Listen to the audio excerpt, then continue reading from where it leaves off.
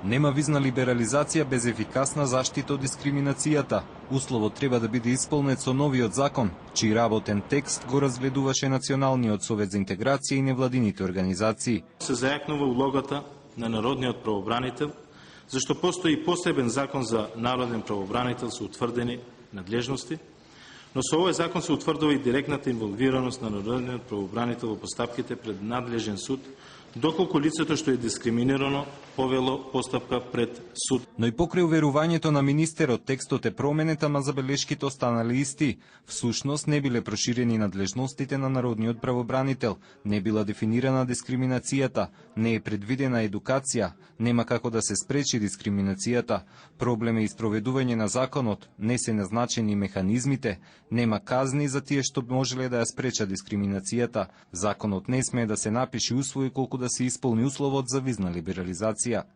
Сите знаеме дека хартијата трпи се, а на крајот доказот е во она што го правиме во реалноста. Без овој закон нема преговори со Европската унија.